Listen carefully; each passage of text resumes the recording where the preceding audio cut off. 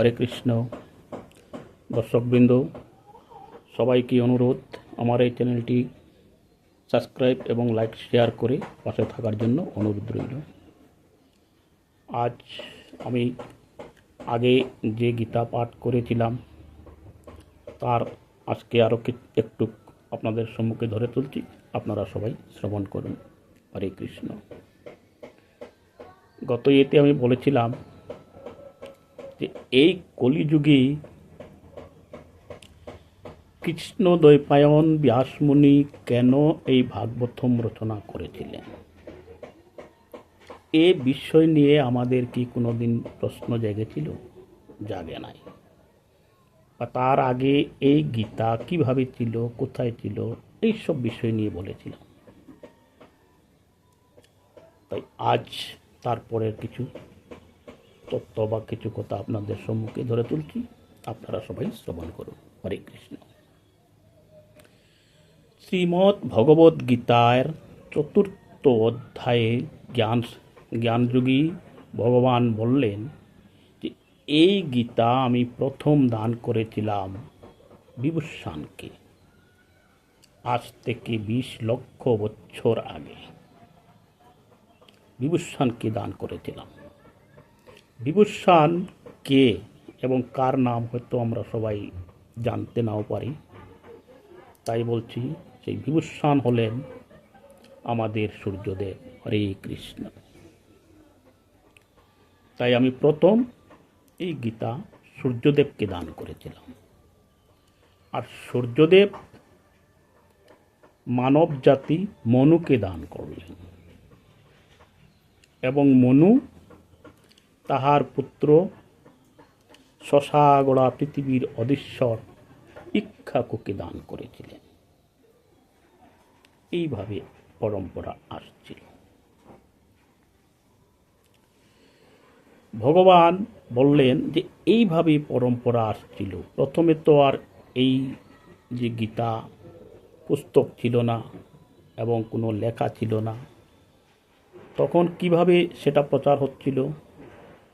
যে এই যে গুরুদের আশ্রম, সেই আশ্রমে শিষ্যরা যেত এবং গুরুরা বলতেন, আর সেই শিষ্যরা কর্ণ দিয়ে শ্রবণ করে সেই কণ্ঠে লিপিবদ্ধ করে রাখত এবং তারা সেই শ্রবণ করে কণ্ঠে লিপিবদ্ধ করে তারা আবার পরে আরও কারো সাথে সেটা প্রচার করত, সে আরেকজনকে প্রচার করত। এইভাবেই পরম্পরা আসছিল। ভাগবত জ্ঞানযোগের তৃতীয় শ্লোকে বললেন যে এইভাবে পরম্পরা আসছিল, কিন্তু এক সময় সময়ের প্রভাবে বা কালের প্রভাবে এই গীতাখানা নষ্ট হয়ে যায়। তাই তোমাকে দিচ্ছি। অর্জুন বললেন, আপনি প্রথম দিয়েছেন সূর্যদেবকে, সূর্যদেব দিয়েছেন মনুকে, মনু দিয়েছেন ইক্ষ্বাকুকে, তাহলে আমাকে প্রদান করছো কেন? তখন ভগবান বললেন যে তখন এইভাবে পরম্পরা আসছে, কিন্তু কোনো এক সময়ের প্রভাবে সেই গীতা নষ্ট হয়ে যায়, তাই তোমাকে দান করছি।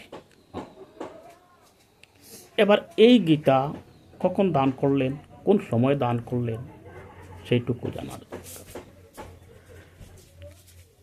তাই বলছেন আজ থেকে 5560 বা 61 বছর আগে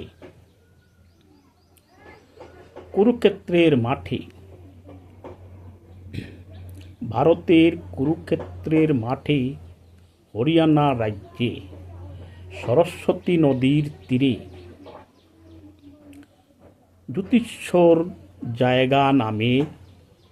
জ্যোতিষ্বর নামের জায়গায় অগ্রায়ণ মাসে শুক্লপক্ষে মুখ্য একাদশী তিথি বার রবিবার সকাল 7:30 গতে 40 মিনিটের মধ্যে সেই গীতা অর্জুনকে লক্ষ্য করে জগৎবাসীকে দান করেছিলেন। হরে কৃষ্ণ। তারপরে আমরা সবাই পেলাম এই গীতা। তাই আমরা সবাই মিলে একবার মনে প্রাণে বলি যে গীতা মধুময়, গীতা মধুময়, গীতা মধুময় মনরি, গীতা মধুময়, গীতা মধুময় মনরি, গীতা মধুময়। গীতার বাণী শ্রবণ করলে জীবন উদ্ধার হয়। হরে কৃষ্ণ, হরি ওম, হরি ওম, হরি ওম। জয় রাধে কৃষ্ণ।